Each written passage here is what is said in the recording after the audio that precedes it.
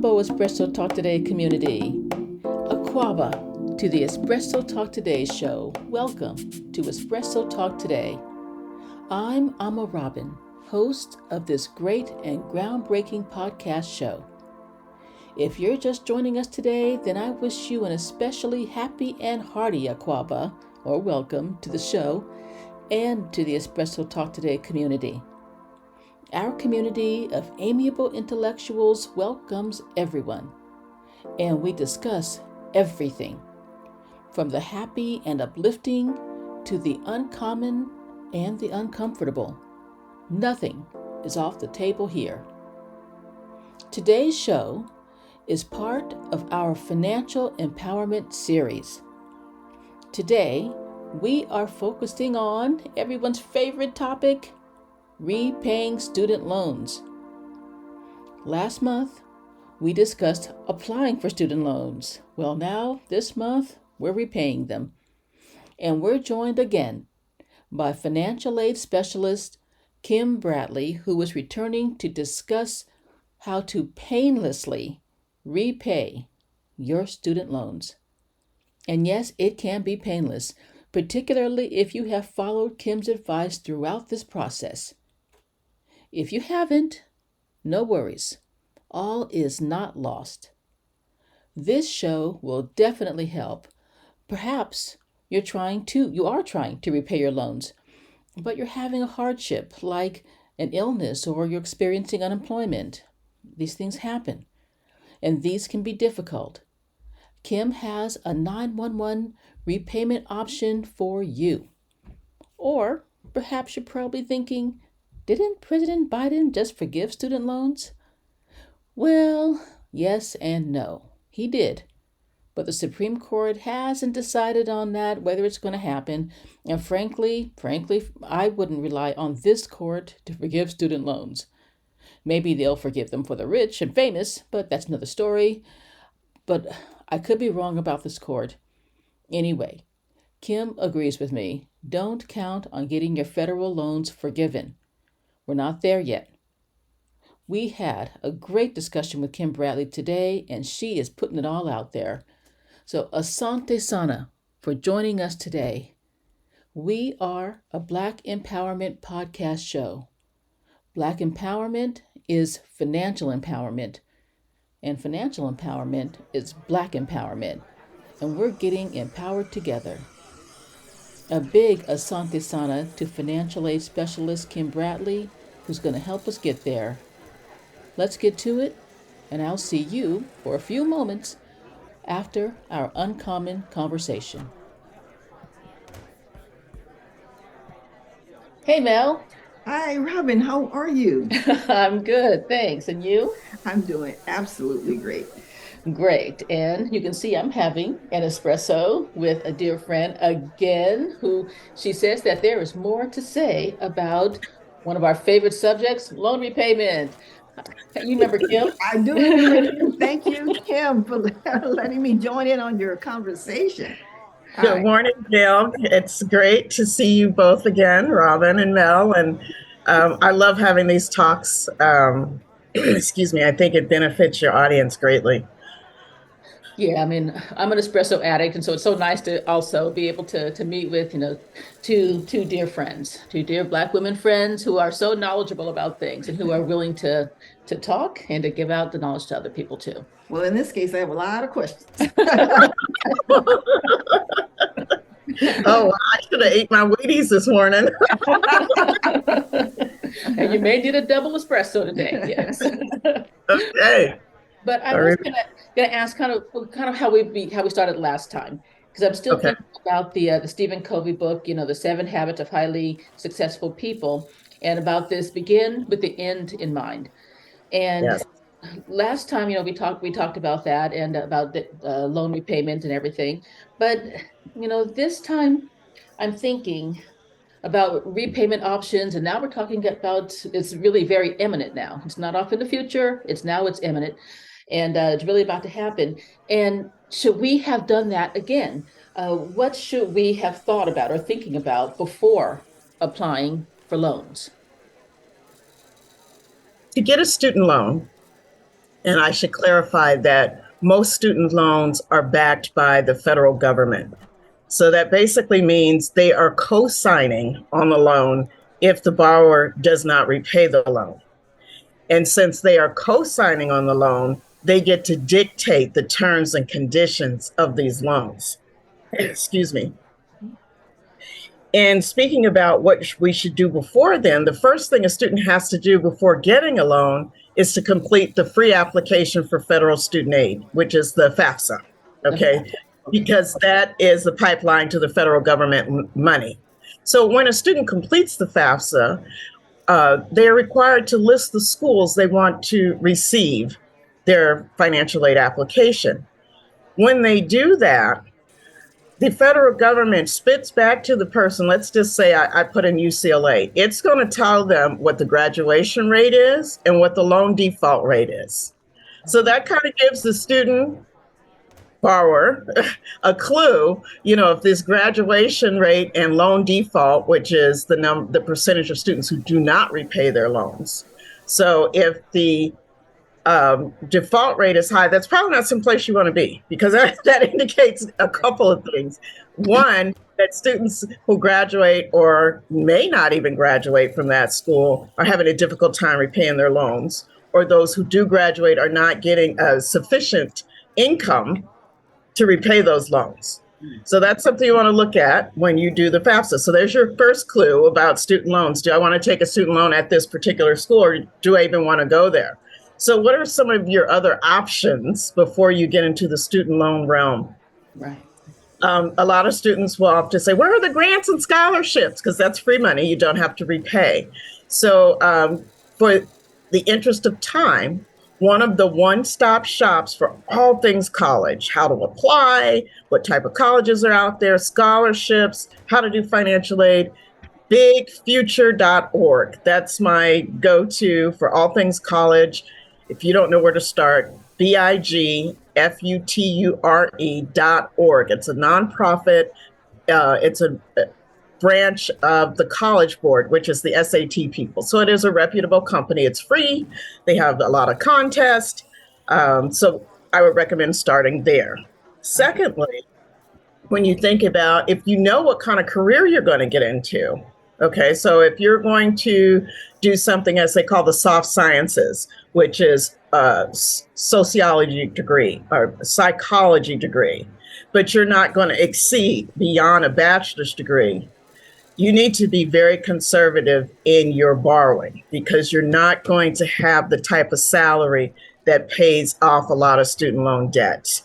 Having said that, there are some schools, and this is where you'll want to look at the school's websites. Pretend like it's somebody you want to date, okay? That's what I tell people, because they don't want to read. It's just like, pretend like that school is somebody you want to date. Now you're being nosy, okay? So you get in there and you see if those schools, some schools will help you repay your student loans if you go into a certain field. I worked at a private school, and they had a program where once the graduates graduated and went into public interest law, they would help them pay off their student loans, because they wanted, some kind of benevolence out there in the community and help out. So yes, sometimes the schools will help you pay off student loans. Okay. That was a long first answer, right? Yeah. But no, that's really good. I mean, I wish I would have thought about that, because I went into history. History, very soft, spongy. Yeah. Well, at that time, Robin, though, we didn't have the internet back in the 80s, Now you can Google anything, and not only can you Google anything, the Department of Education, federal government, is requiring schools to be more transparent about their graduation rates, the repayment rates, average starting salaries. Excuse me. And having said that, last night I pulled up a report, and it's difficult to read, about Black women in student loan repayment. And the reason that they have such difficulty versus other genders and races is that we typically have a lower salary. We get socked to twice because of our race and our gender. So keep that in mind before you're borrowing, that even though you may have selected a career that starts at $90,000. As a Black woman, you might only get 70. Right. Oh boy. Wow. Wow. I mean, yeah, I would love for you to send me that article. And yeah, Oh, I will. Let me write a note. Okay, great. Thank you. Robin article. Okay. And the statistics were done shortly after the pandemic. It was published in 2021, so it's fairly accurate data for today. Oh, okay. Okay. So, and then, I mean, when I think about that, too, I'm also thinking about how can we, I don't know if we've discussed this in previous, espresso talks, but what are some real ways to think about mitigating, the cost of college? I mean, because yeah, you're gonna have to repay, maybe you can get all these loans, but how can you just keep the costs down? Besides, maybe no, I'll just ask that question. How do you keep the cost down? Okay, so here's the first one I'm going to give, and it's not too popular. Okay. If you're a student who's not certain of their major, I would recommend that you get your foundation classes done at a community college, because in all 50 states, they tend to be much cheaper than a four-year university, whether that be public or private. That's one way to reduce costs there. For at least 2 years, you have costs that are lower. Plus, if you're near home, so you're not spending money on dorm fees or meal plans, although you still need to eat, you still need somewhere to sleep. If you're not doing a long commute, or you haven't moved away from home, or you have, lab fees and those kind of things when you live on campus, if you're living closer to home, that's one way to save money. Excuse me. Secondly, if you're not going to go to a community college, try a state school. And the reason I say this isn't popular, I'm just going to be frank. A lot of parents, they like to brag, oh, Johnny got into Columbia, Right.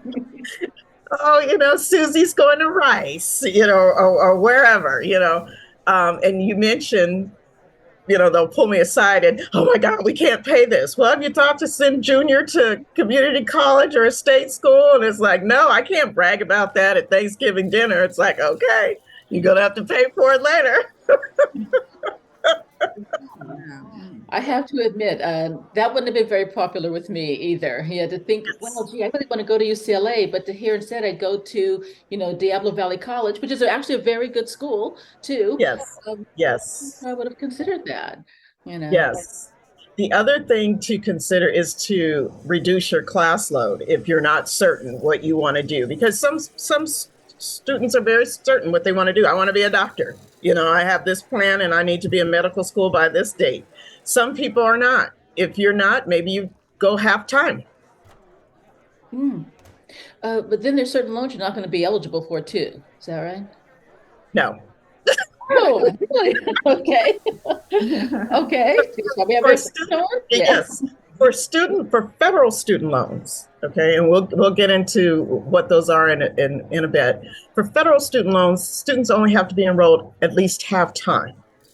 And the reason I say at least half time is because schools define what at least half time is. 6 units at one school, maybe 9 units at another. So that's why I have to give that disclaimer that the school defines what is halftime.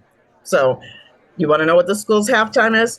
Get on their website and ask, what is the school's halftime policy? Or sometimes you can find it. They'll give you a range, 0 to 5 units is less than halftime, 6 to 9 is halftime, and so forth. So yeah, find out what the definition of halftime is at a school. In addition, there are private loans out there which are credit-based. So let's say I'm just going to use Bank of America. Go into Bank of America, they have a signature loan, which is a credit-based loan, and it's wearing a student loan dress.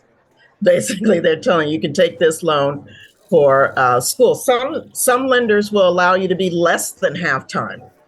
So meaning you could be maybe only in 2 or 3 units. However, that will decrease the amount of money that you can borrow based on the number of units. Yes, I have this question, Kim. What are the most popular student loan plans that people choose, and why, if you know? Okay.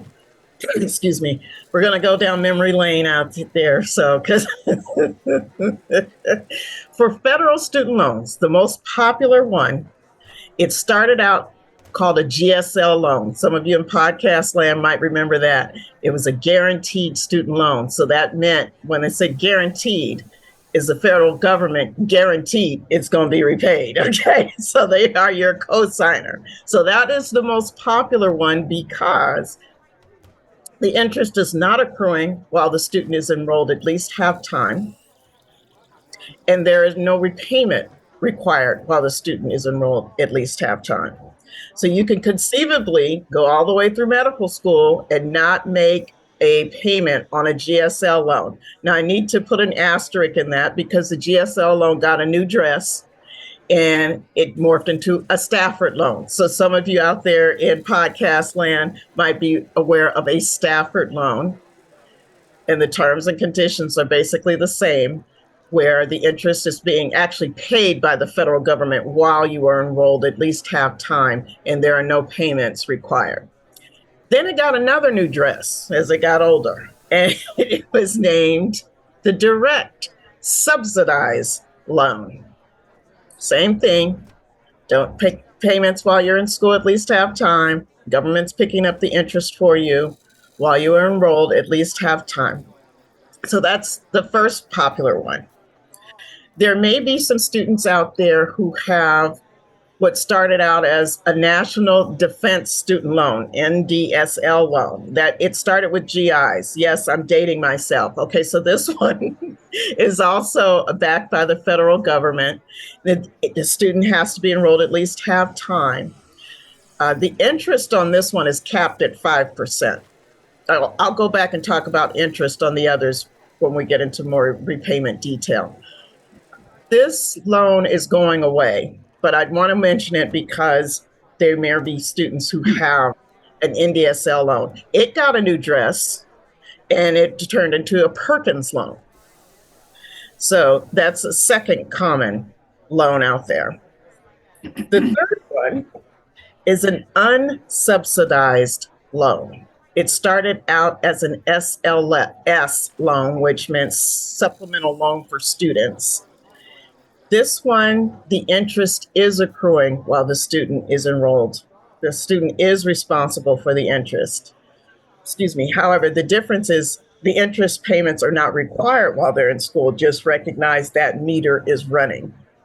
Excuse me. The SLS got a new dress and a makeover and became the unsubsidized Stafford loan. Now, the SLS loan used to go into repayment within 60 days once the student ceased half-time enrollment. Now goes into repayment 6 months after the student has ceased half-time enrollment. The fourth common loan, and this is one of the ones that makes parents lie awake at night, is the PLUS loan. And this is a parent loan for undergraduate students. This loan is a loan that parents can borrow, and I'm going to get into it because graduate students can borrow it too, but let's talk about the parents. Parents can borrow this for an undergraduate child. There are no payments required while the student is in school. However, the interest is running. Now, on this one, we'll get into this later. We may not have time for it. Might be a separate podcast. But on the PLUS loan, the grace period has to be somewhat requested because typically it goes into repayment 60 days after they cut that last check. But we'll get into that later. Okay. So those are the most common. And then when we talk about the alternative or private loans, you typically see that with students who are going to private schools because of the loan limits that are on the federal loans. So for the loan limits on the federal loan for undergraduate study, and this is where we are in all 50 states and territories, it's less than $50,000. Oh, okay. Over your academic career. So if you're going to an expensive school like Georgetown or USC, you need something else to help fill in that gap, hopefully you have some scholarships and grants in there. But if you still come up short, a lot of students will take what they call a private loan and or alternative loan, and those are credit-based loans. The terms on those loans are different than the federal government. Federal government's not going to back that loan. So I know you asked me what time it was. I told you how to make a watch as far as the most common loans, but there it is, those 5. So then, go ahead. No. All right. So then are we ready to talking about, repayment options? Are we at that? Yes. Okay. Yes, we are ready to talk about repayment options. And I want to give this caveat before we start into repayment options, because there are 2 issues out there that got people really excited during the COVID pandemic and Biden wanting to provide relief. The first was the student loan pause. Okay, so for all federal loans, there's a pause on student loan repayment. Okay, right now that's set to expire in June. Okay. So there are no payments required. The interest is not running while this student loan pause. Okay, so once the pause is over, the interest is going to pick back up. Okay, so that's number 1. The second thing was the student loan forgiveness that people got excited about. Biden put out there $10,000 for most people who make under, I want to say it was 120 grand a year.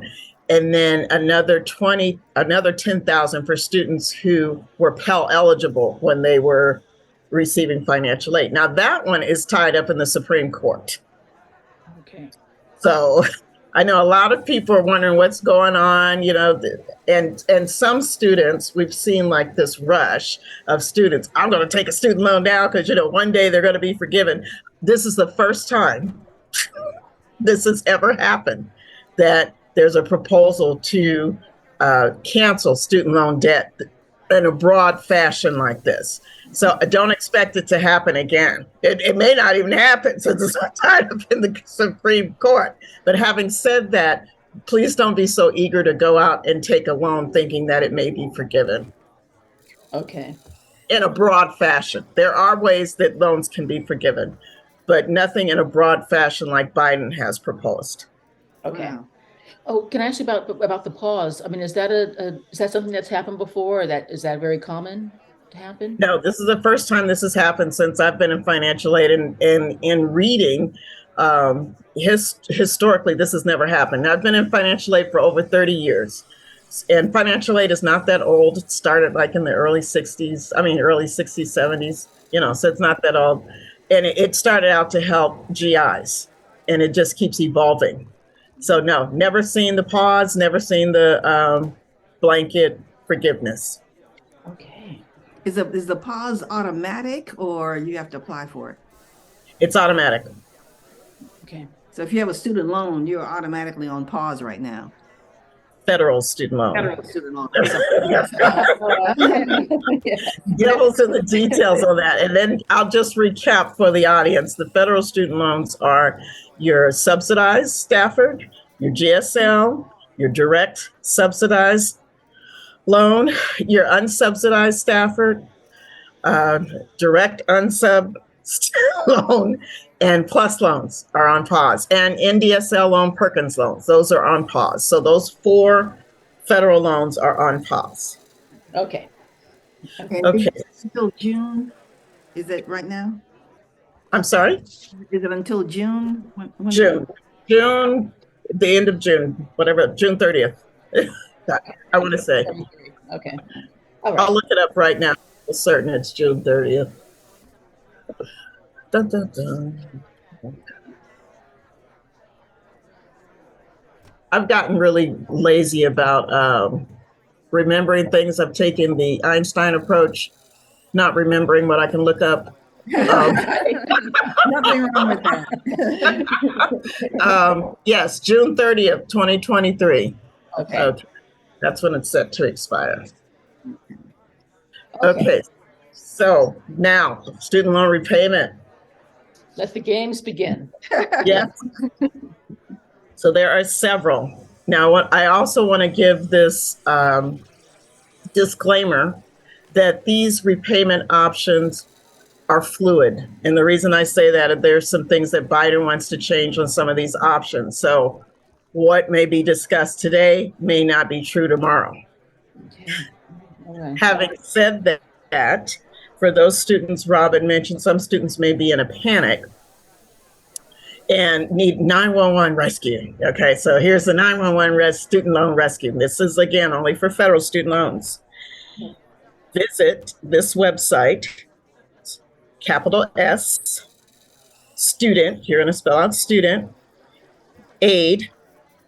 The A is capital, so studentaid.gov/repay.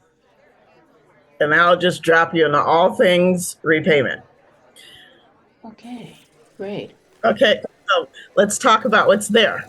Okay.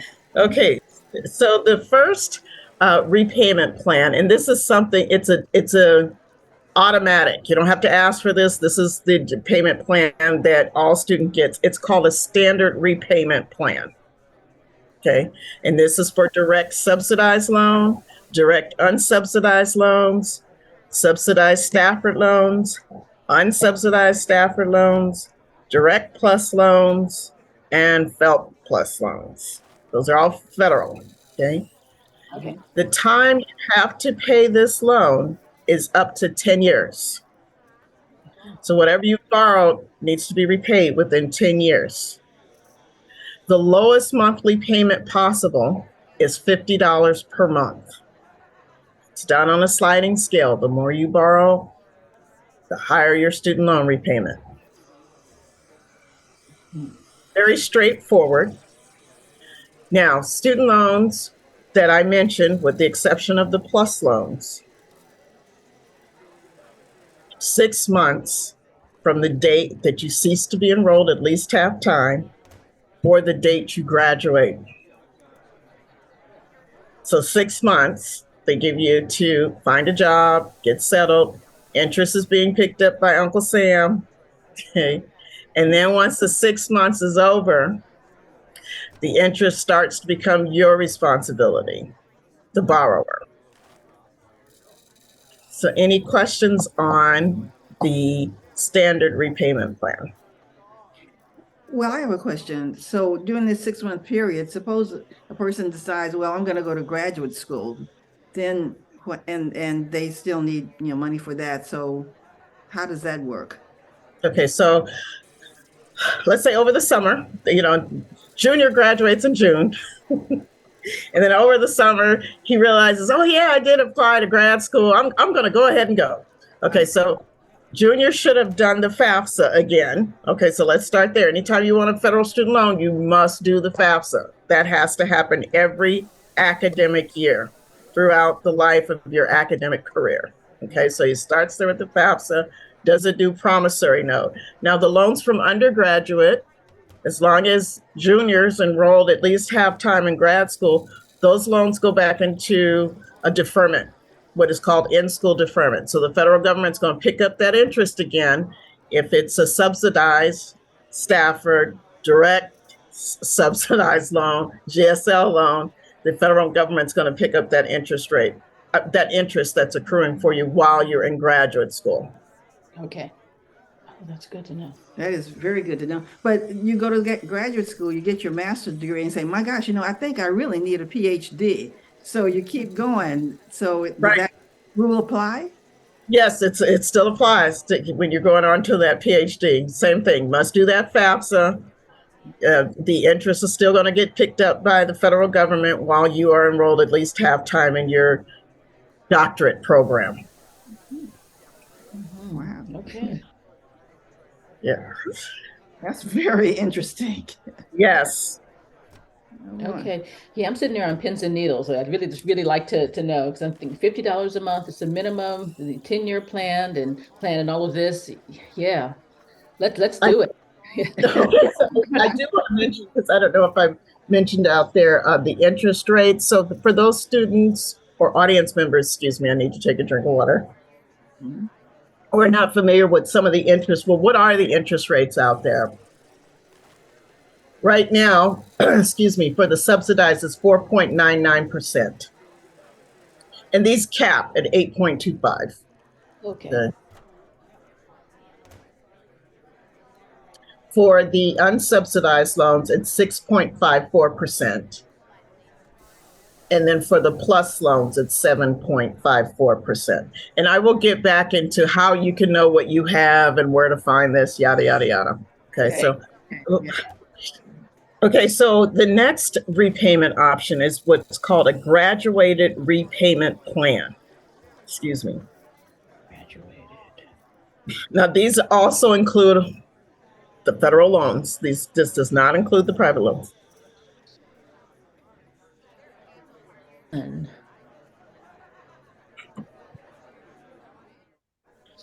So you mentioned the graduated repayment plan? Yes. Now, this includes all of the federal loans that we mentioned earlier. You have up to 10 years to pay. Your payments start low and increase every 2 years. Your payments must be equal to the monthly interest due. Oh. And it's not going to be more than 3 times than any other monthly payment. Now, you'll pay more over time because when the payments are low, that interest is still accruing. And then as you go on, your payments are going to go up. So again, when you need that 911 emergency student loan help, you're going to be able to apply for this on studentaid.gov/repay. Okay, so that's your one-stop shop for all things student loan. Okay. Oh, good. Okay, so then we have this third one. This is called an extended repayment plan. Now, you must have at least $30,000 in debt to be eligible for this one. And that's $30,000 principal. Okay. And this includes all of the federal loans. Have up to 25 years to repay. Now, your payments will be an amount that makes sure that you pay it off in 25 years. But the 30,000 in debt, is that all your debt or just debt on student loans? Debt on student loans. So if you have any consumer loans, you have a car loan, that's not part of it. It's $30,000 in federal student loans. Okay, so the next one, there's several of them. We're going to talk about deferments too, for those people who cannot repay. Excuse me. There's also, I know the audience is overwhelmed because I'm overwhelmed. There's so many repayment plans out there. There's a revised pay-as-you-earn payment plan, okay? Again, all federal loans. So after 20 to 25 years of being in repayment, whatever you have not paid off will be forgiven. Oh, wow. Oh. Asterisk. Oh. The amount that is forgiven is considered taxable income. Oh, wow. Oh, okay. Okay, so that's one of the issues some people had with Biden's student loan forgiveness plan, is because some states will consider what is forgiven taxable income for state income tax purposes. So read the fine print. Okay. So if you're married, both you and your spouse's income will be considered, regardless if you file a joint tax return. Yeah, Robin.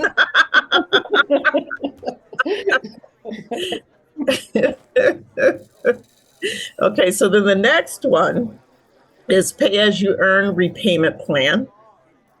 Basically the same thing. You had to have had an outstanding balance, after 2007. because I recognize there's still people out there with really old loans. So you have to have had a balance after 2007. Must have received a disbursement after October 1, 2011. So this is people who've been in school for a while. Okay. All federal loans, pretty much the same conditions on the revised pay as you earn. The only difference is if you're married, your spouse's income and loan debt will be considered only if you file a joint tax return. Okay. So that's the difference on that one. The next one is income-based repayment plan, or IBR. So you have a lot of acronyms out there. So this is what IBR stands for, is income-based repayment. Again, all of the federal loans. What's not paid off in 20 to 25 years, be forgiven, may have to pay taxes on that. Your monthly payments will be 10 to 15% of your discretionary income. The next one is income contingent repayment plan, ICR. So you hear that one. Anything you haven't paid in full after 25 years will be forgiven, may have to pay taxes on that. Your payments will be the lesser of 20% of your discretionary income, or the amount you would pay on repayment plan with a fixed payment over 12 years, adjusted for your income. Okay. So the payments are recalculated each year based on your updated income and family size. So recognize when you're applying for these income plans, these plans that are based on income, they want to see your IRS tax return. So that's one reason to file quickly as possible so that you can get these student loan benefits. Now, the last one I want to mention is consolidation. So this one gets a bit tricky. Excuse me. I know a lot of students would opt for consolidation because they just wanted one bill. Because maybe they've gone to undergrad and then they've gone to grad school, professional school. So you have your undergrad student loans and then you have your graduate student loans. And I don't want all this mail. I just want to consolidate. That comes at a heavy price. Okay, so when you consolidate into a federal consolidation loan, those terms and conditions that you had on your Stafford, your subsidized and your Perkins and all of that, those terms go away. Now you have a whole new loan with new terms and conditions. Oh. So your interest rate may be higher because they take the average of the interest. And you're not required to consolidate all of your federal loans together. So for example, let's say you had a Perkins loan and you had unsubsidized loans, but you don't want to lose that 5% interest because it's going to be an average. Your unsub interest is going to be higher than your Perkins. Okay. So you might want to leave your Perkins out and just say, just consolidate all of my unsub that I've had during undergrad and graduate school. So my recommendation for people out in Facebook land, or I'm sorry, podcast land, is prior to consolidating, especially if you're married, is to meet with a certified financial planner. Because you're dragging this debt over 30 years. That may impact your ability to purchase a home or refinance a home or purchase a vehicle because of your income to debt ratio. Okay. So that's something you want to do, is to meet with a certified financial planner, because you can't unring this bill. Once you've signed that promissory note, those terms and conditions for those other loans no longer exist. Now, I know of some people who will take out a second mortgage to combine their student loan debt. Recognize that the terms and conditions are different. One of the benefits for student loans from the federal government is if the borrower, the student or parent in the instance of a PLUS loan, should die or become permanently disabled, those loans are forgiven. Whereas with private loans, that debt is passed on. It's going to go against your estate should you die. So going to consolidate. Again, I recommend speaking with a certified financial planner. I don't recommend doing it on a private level where it's attached to your home or whatever. Now, it may be for you, but just remember that those conditions of you dying and or becoming permanently disabled may not be there. Okay. Wow. Okay. All right. Yes, yes. Now, I want to talk about student loan deferment options. Because you have people who run into unfortunate situations. You might become ill or unemployed or whatnot and can't make your student loan payment. Let me get out all of my deferment options here because those are quite extensive as well. So the first deferment option I want to mention is an in-school deferment. That's the most common. And we've kind of talked about that throughout this presentation today, is as long as you're enrolled at least half time, your loans are not in repayment. So that's your first, it's called an in-school deferment. Excuse me, is interest accruing during that time? No, federal government's picking up the interest on the subsidized, direct Stafford, GSL loans, and the Perkins loan. The federal government is picking up that interest.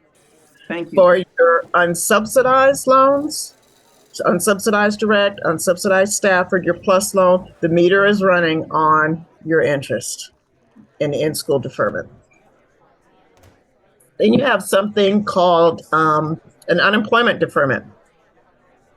You're unemployed, you can have your loans on pause, so to speak, for up to 3 years.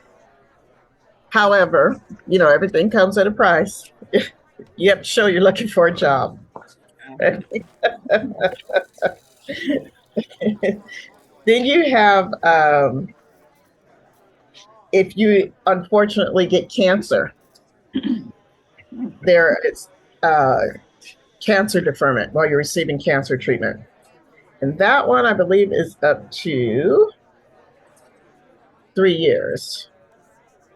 In addition to the 3 years, you get 6 months after the treatment is over. Okay.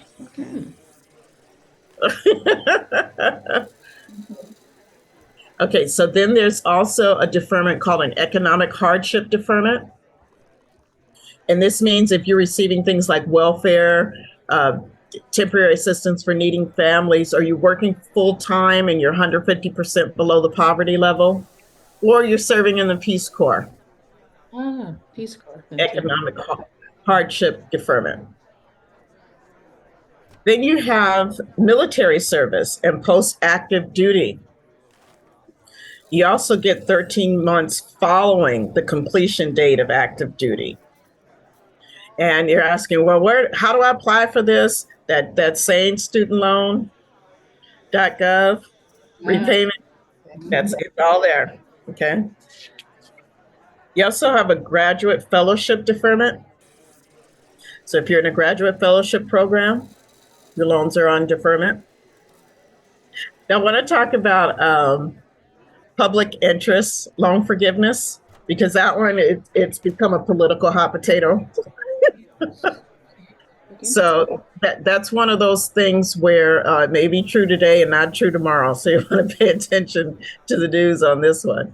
Is if a borrower takes up a career that is in the interest of the public, let's say a firefighter, for example, or an attorney with the ACLU, you can have portions of your loans forgiven by the federal government.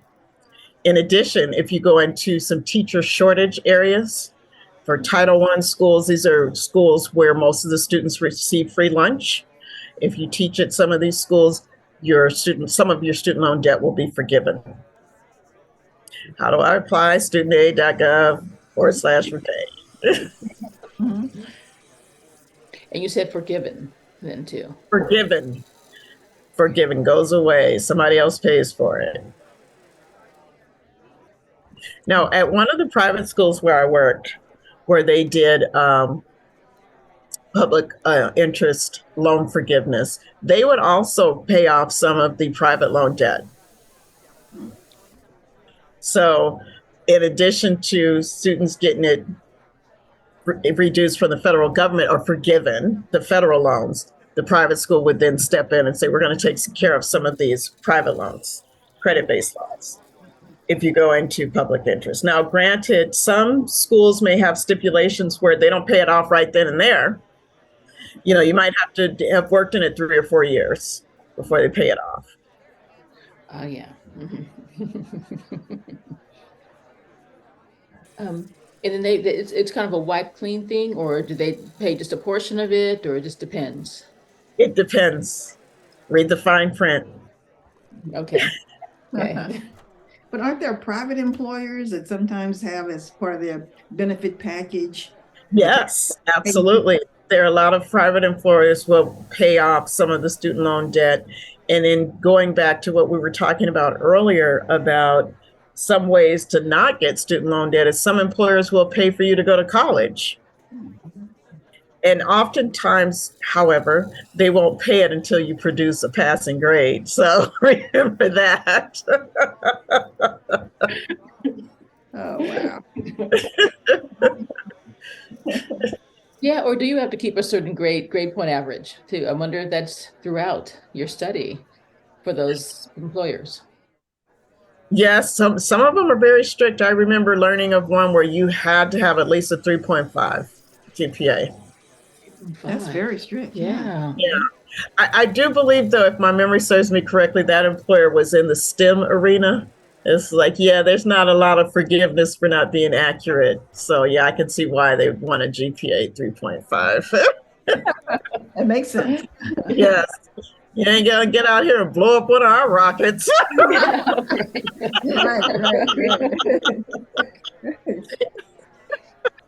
Mhm.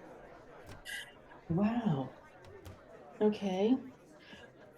So those were quite a few, actually. And it all comes back to, we can go on studentaid.gov/repayment, find these things. Yes. Yes.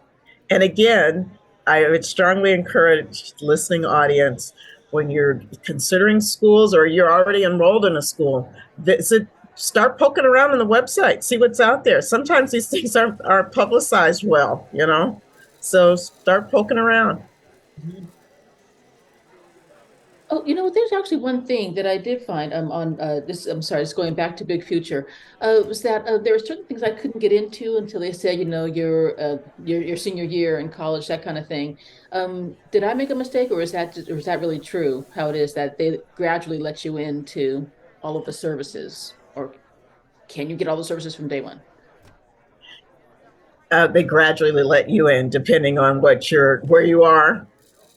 For example, if you're a junior, senior, current college student, you can also go to Sally Mae also does student loans and scholarship search engine stuff. They're not as all encompassing as Big Future, but you will find a lot of good college information. Okay. And is that a .org or .com? Sally Mae? They have both. There's a .com and a .org. The .org is their nonprofit arm. I would recommend going there to do this scholarship search engine. .com, they're going to drop you into, hey, we've got some student loans. Are you interested? And those are private student loans. Yeah, you can get some other information there, but what you're going to see first is about private student loans. Okay. So for student loans, there's this credit reporting agency. Do they report the status of your loans on those, so that if a person's going to buy a car or something, maybe they can't get it because they're not in good standing with the student loan program? You're absolutely correct. And one of the biggest issue with student loans is a person's income to debt ratio. Because I would have students say, I pay my bills every month and I got denied a home mortgage or an auto loan. And that's because you have too much debt based on your income. If you're only making $40,000 a year and you're $200,000 in debt, you're already overburdened. A lender's not going to want to, they're going to recognize you can't afford this car payment, and then you're going to have insurance too. And then they look at, the number of people in your household. So that's something to consider before you sign on the dotted line for these student loans, that even though you may pay your monthly bill on time, that debt amount is a factor for future purchases. Mm-hmm.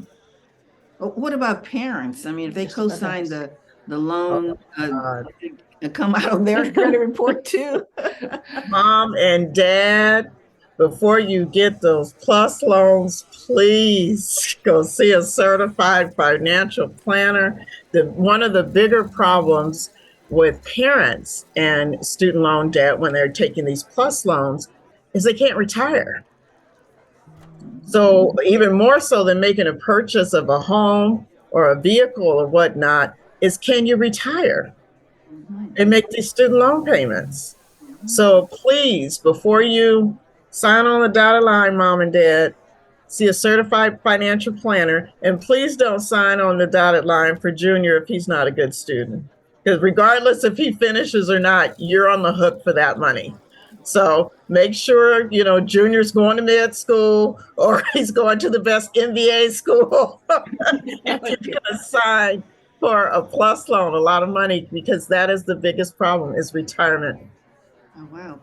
Well, can student loans be discharged in bankruptcy? Just declare bankruptcy and wait the 5 years and then move on. Dun, dun, dun. That's another one that's fluid. In the early 90s, it was decided that no, student loans could not be forgiven in bankruptcy. Now the Republicans are coming forward. This is something they're fighting for. They want it to come back where people can get student loans forgiven in bankruptcy. So this is a fluid situation. I don't have a yes or no answer. As of today, no, it can't be forgiven. Who knows what'll happen tomorrow? Yeah, I knew of a student, and I'm not going to say the country because I don't want to get arrested, but I had a student when I worked at a law school. At his last day there, he came in and he says, I'm moving to X country because they don't have an extradition treaty with student loans. He had already done the research. He's just like, I'm off the hook. Oh, wow. Okay. Whatever. Mm-hmm.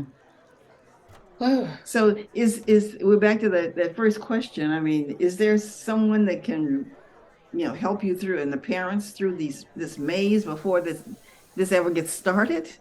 It seems like it'll track you for a lot of years. I would recommend a couple of things. Number one, again, spend a lot of time on these different schools' websites, wherever you plan to go or already attending, and find out what other benefits that are out there that can mitigate some of these costs of college before you take these student loans. Two, if there are any financial aid workshops that are being offered in your community, whether it be at a library or a local high school or something, please attend, because sometimes there are one-time scholarships or something that are announced at these workshops. The more information you get, the more options you learn of. So anytime there's any type of workshop that is offered, I'm telling the listening audience, please attend. Get as much information as you can. I suppose every school is going to have some level of default rate. What would be a level that is really the minimum level of unacceptable? Like, look at that and say, forget it. For me, Anything that starts in the double digits, because a school starts to lose their eligibility. A school could have quote unquote bad credit, if you will, if a lot of students are not repaying their loans. They start to lose their eligibility 25, 30% default rate. So my rule of thumb is anything that's in the double digits, anything 10 and above is a no-go for me. Okay. Okay. Okay. That's kind of high, you know. Yeah, well, you said like six. Would that still be something on the fringes, or that's an acceptable rate? That's acceptable. Yeah. Okay. Yeah, you mentioned cancer deferment. Are there other medical conditions that if you have them, either you can have your loans forgiven or deferred or something done? If you become permanently disabled, you can have your loans forgiven. And they don't specify certain illnesses or injuries because there's so many out there. You just have to have a doctor sign off that this person will never be able. They are disabled. Mm-hmm. Mm-hmm. Those will be forgiven. And there is no tax penalty on those if it's forgiven. Okay, but then we're going to have the people who, I mean, for whatever reason, they can't repay their loans, and then I don't know, maybe they used up, they don't fit into some of these others, you know, thankfully, actually, in the cancer deferment, that kind of thing, or they don't fit into a military service, or they've used up their economic hardship. And what do they do? You know? Okay. So there's something out there called a forbearance. Oh. And this is where you don't have a nice, neat situation that fits in, as Robin mentioned, cancer and school deferment or whatnot. Let's say you're married, your spouse loses their job temporarily, or their hours are cut, you know, and you're still making okay money, but you can't pay these loans. You can do something which is called a forbearance, where you would contact your lender and say, I can't afford to pay because I can't afford to pay. And the two of you come up with, when can you afford to pay? You need 3 months, 6 months, 9 months? What do you need? However, the interest is still accruing during forbearance. Okay. Okay. But your credit's in check then too. Yes. Yes. No harm on your credit report. So they do report defaulting on the student loan on your credit report. Absolutely. Absolutely. Oh. And when a person defaults, that means they've gone 6 months without making a payment. It starts to get really ugly. And the federal government's really good friends with the IRS. So they know where you are if you're working. Yeah, they will seize any and all properties to satisfy that debt. Yeah, it can get ugly. Wages garnished, you name it. And that doesn't require court approval. They can just do that. Exactly. They could. I want to say it's a 20% without court approval. They can go ahead and seize 20% of your income without stepping into court. Oh my gosh. Wow. Hmm.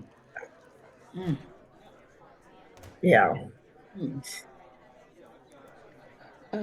So, do you have any other, recommendations, cautions for a person who's getting into this? Yes. Maze, really. Yeah. Yes. And here is something that I've seen.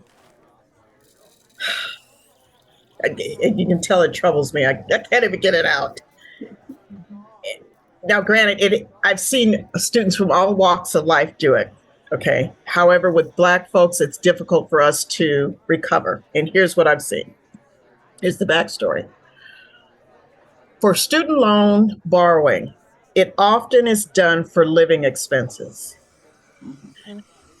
Okay. So when you go to a college, they have something called the cost of attendance. Okay. This is a mandated term that schools are required to consider when giving you financial aid. Cost of attendance includes more than tuition. It's tuition, fees, books, parking, reasonable transportation costs, not the purchase of a car. Reasonable transportation costs, meaning gas, a bus pass, oil change. Also room and board and miscellaneous expenses. So Room and board is the average cost of either living in a dorm or the cost of living in a dorm or an off-campus apartment. Even if you're living at home with mom and dad, there's still a somewhat of a housing allowance. Let's say I'm going to Joe Sixpack University, okay? And their tuition is $15,000. But then you have all these other living expenses that I mentioned, you know, books, supplies, da da da. And let's say that's another $10,000. So the cost of attendance is $25,000. This is what I've seen. Is students don't need that, but because the school offers it to help you cover all that cost, they will borrow it. You know, I've had students, you know, they borrow it, they go get a new car, they go on vacation, they get the jewelry, whatever, home remodel, I didn't hurt it all. But then when it comes time to repay, now they're crying. I can't pay this.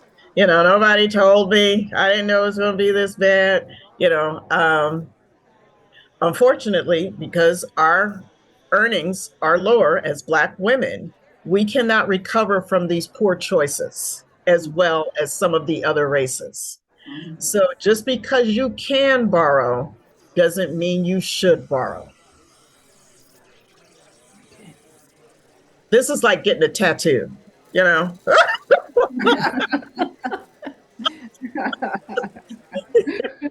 You want to really think this out because it is not going away. I'm not saying, I mean, some students have invested money. It's worked out for them, you know, how they use their student loan money. I'm just saying be wise about it and recognize that you're going to have to pay it back. So if you're going to borrow more than you need, spend it wisely. But it's probably better not to borrow more than you need. But determine exactly. Okay. Mm-hmm. In terms of if you can't repay, is it better to go with the deferment options first and then forbearance? Yes.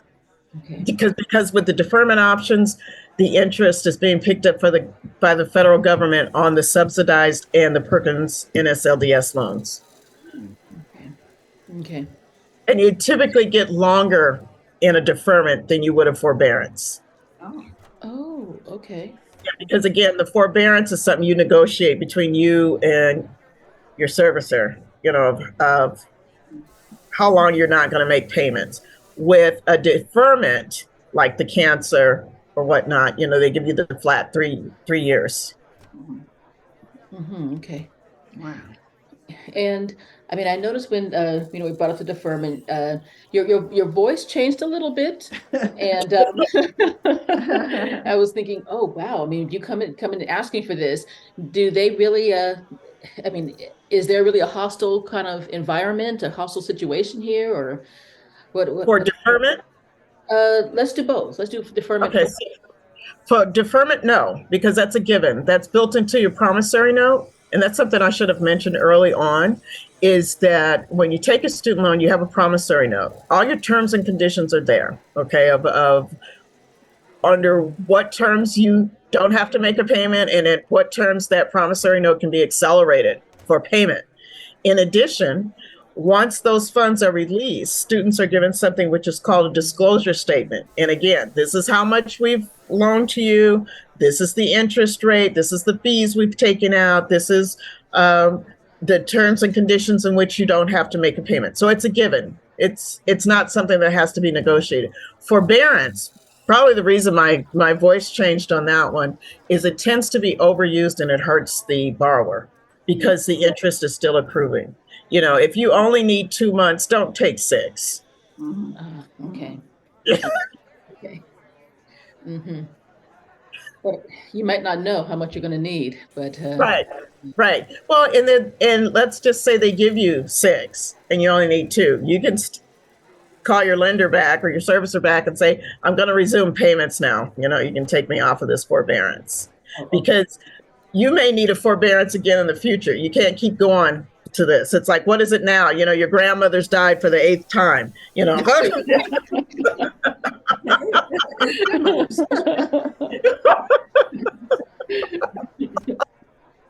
But the deferment, if you get the deferment, is there a certain time period for that? I mean, you get 6 months, or I mean, Well, it depends. Let's go with the unemployment deferment. You can do that up to 3 years. up to 3 years. Okay. Yes. Does that also include underemployment? Yes, because we mentioned that they didn't use the word underemployment, but it's called economic hardship deferment. Okay. Okay. Okay. Okay. That's a very good one to know about. Yes, because you could be employed, but you're not making enough. Yeah.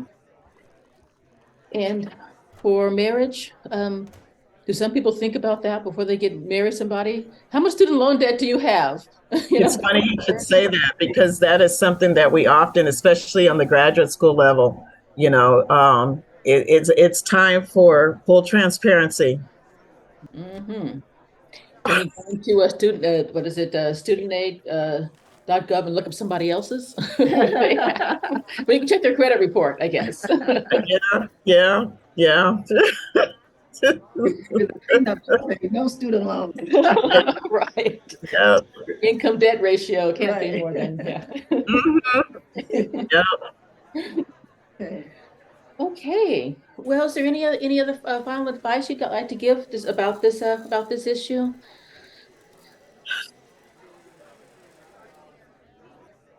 Yes, I cannot stress enough of doing research before you apply for a student loan, to be very diligent about what school you're going to, researching what type of salary you may expect, if that school is supportive of certain professions where they can help you pay off student loans. Let's be proactive about it instead of reactive. Again, by the time students get to me and they're crying about it, it's like the horse has left the barn. Your options are limited. I know people who are deep into 6 figures of debt. Oh my gosh. Wow. And they are nowhere near paying it off. And even after some of the loan forgiveness or public interest, they're still, $170,000 in debt. Oh boy. Yeah. I think about a story you mentioned last month about this girl who really wanted to go to school in, I won't mention the school, but in our nation's capital. And it was very expensive, even though her father, as a veteran, could have paid, she had if she went to school in California, she had complete tuition free. And they let her decide to go to that school. She decided on her own. She's old enough to do that. But, I think that, so many people, so many young people just have no idea about how to manage money, about what debt means. And Right. And interestingly, and I had not considered this until I went to this workshop many years ago, and I will give them a shout out. Northwestern put it on. And what they did is they showed the average take-home salary, which is something people don't look at. I'm going to be making $150,000 a year, but then you start adding these taxes and stuff. Who's this FICA guy, right? Like everybody's getting their cut. And what they did is they took their average starting salary, the take-home salary, the average student loan debt, and the average monthly cost to live in that area, and the students would have $50 left. Now, we didn't mention nothing about eating. Oh my God. Anything about paying utilities. We didn't mention anything about gas. So what they did is they started doing, and there was a more regal name, but I can't remember what it was, back-end scholarships. Because they give these front-end scholarships, sometimes students would drop out, they transfer. It wasn't a whole lot of gratitude about it. But when they did these back-end scholarships, they would pay off students' loans after graduation. They'd send them a letter. You did such a great job on your academics. We have paid off $30,000 of your student loan debt. The gratitude was through the roof. Wow. You know, that was a lot to talk about. So that's something I learned from that yeah, we don't really talk about what is the take home pay. And that's what gets people into trouble. Is they don't recognize the take home pay is going to be much different. And then you factor in if you have out of pocket for medical coverage, dental coverage, vision coverage, you know, those type of deductions that come from your paycheck. You know, all those things are factored in. And then here's the student loan. It ain't going away, you know. It's a tattoo. Amazing. Amazing. Well, once again, wow, this been really enlightening, and even though this is a heavy subject, I really appreciate that you handle this very professionally, but also in a lighthearted way too, because we also yeah, I mean, otherwise it can get so depressing. Say, oh, just forget it. I'll just stay in my parents' basement for as long as I can, and mow the lawn every now and then. People don't have lawns anymore. That's right. Never mind. We can't do that either. So no, but I really appreciate how you handle this. Yes. Thank you. Very informative. Very, very, very informative. Very important information that it's not in one form. I mean, you can get this here, this over there, but nobody puts it together in a way that you can understand it. And you've done that, Kim. I really appreciate it. Oh, thank you. Thank you. I'm glad I could help. I recognize a lot of this can be overwhelming and intimidating. And I hope that I can put like an everyday face on it where I can speak the language of what you should look at and be aware of. Yes, you absolutely do. Yeah. And you do it with a smile too. The audience can't see that, but she's been smiling through all of this. That's true. Yeah. Well, I'm hoping that a lot of people find it beneficial and share with others, Yes, I know that they will. And I don't know, my son has a friend who's about to go to just got accepted into a very expensive school in the US, and she's really excited to go. And I'm thinking she needs to hear this information and listen to this. And yeah, and her parents are both teachers and wonderful teachers, but I mean, that does mean that they may struggle a little bit. Unfortunately, teachers shouldn't have to, but they may struggle a little bit with the the tuition and the cost of living too. Yes. Big future. I'll tell her. Bigfuture.org. Now, if for those people, like you said, you couldn't get that far in Big Future, the federal government also has a website. It's not as interactive and, they don't have the freebies or whatnot, but just studentaid.gov. Okay. Okay. So go to that one then. Yeah. That's open to anybody who can type in studentaid.gov. Do they have the scholarships? That's what I was trying to find too on Big Future. They do have a scholarship search engine on studentaid.gov. You're probably going to have to type it in on the search bar. Just type in scholarships. Okay. Okay. Sally Mae also has a search engine for scholarships. Okay. I didn't know that. And we're talking about the .org then. Yes. Okay. Oh, yes. Right. And they have their own money in addition to the scholarship search engine. So there's a lot of free money out there. I do want to stress that it's like doing homework. So it's not going to be like Macy's Instant Credit. You're going to have to give a little bit more information, but just be prepared. Think of it as possibly getting paid for doing homework. Yeah. Okay. Yeah. Right. That's a good way to look at it. Absolutely. Yeah. Okay. Well, thank you so much again, Kim, and I hope that you'll come back and we're going to have absolutely. Great. Whatever you want to talk about, just let me know. I'm more than happy to provide this information, and I'm very grateful that you allow this to happen. It is sorely needed. Yeah, well, I'm pleased to do this really, because to say this affects everybody, and I mean higher education is now part of standard education. Absolutely. Yeah, absolutely. You make it very clear and very simple so we can understand it. Oh, thank you. Thank you. Thank you. I do want to emphasize for our listening audience that there's a nationwide shortage of financial aid administrators. So in wanting to have a one-on-one conversation with somebody at a school, it may not be able to happen Mhm.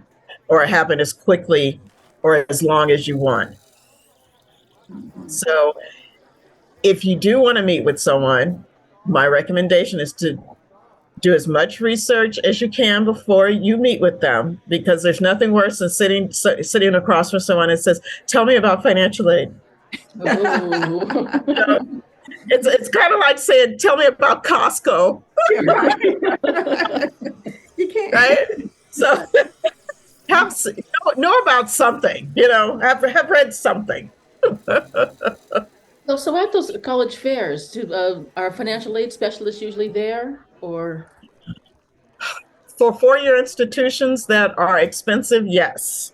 Um, for the state schools, oftentimes their admissions person doubles as admissions financial aid.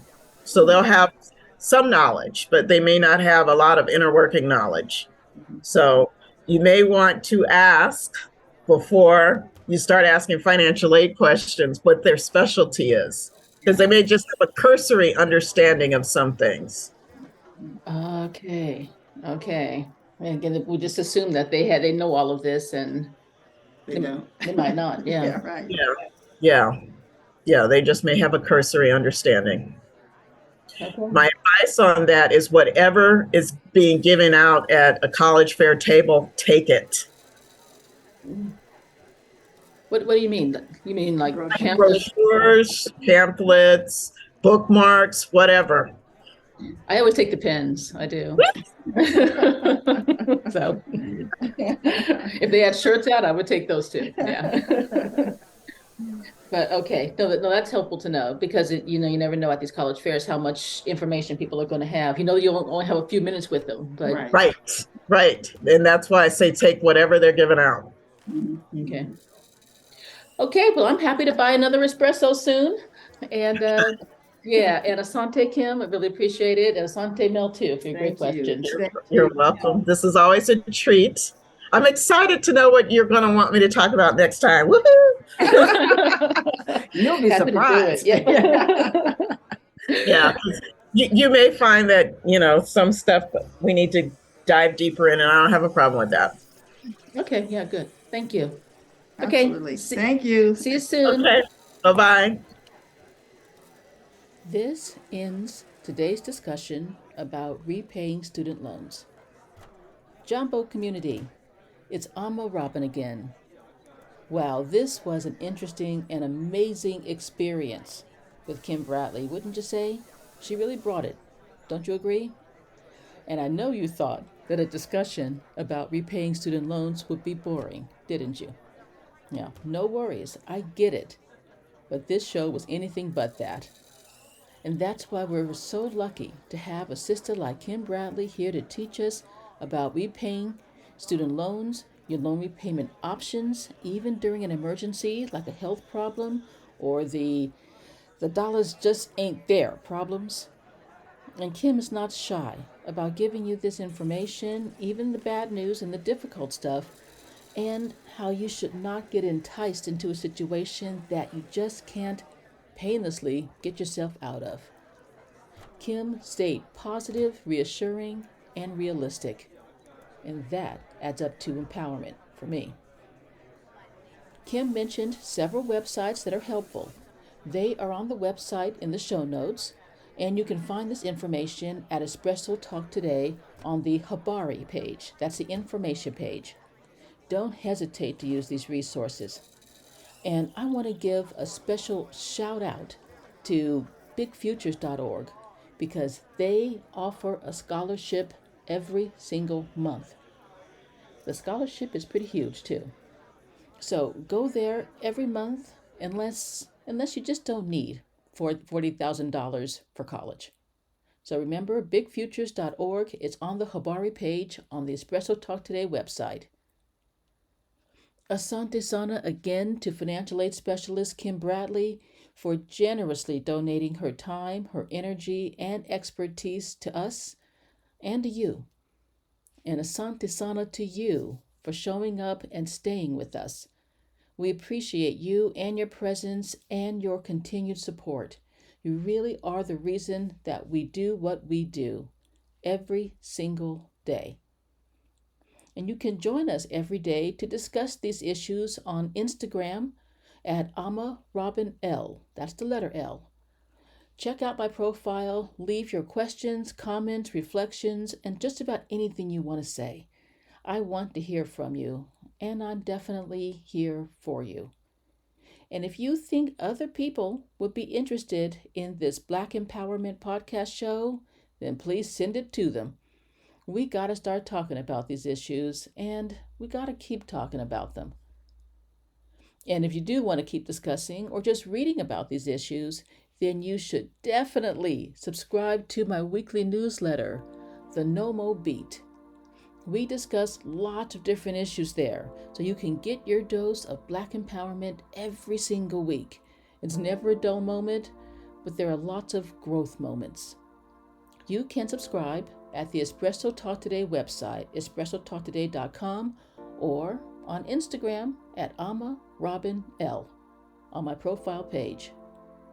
I'm Ama Robin for Espresso Talk Today, and remember, now more than ever, strength, soul, and reparations. Ashe, community.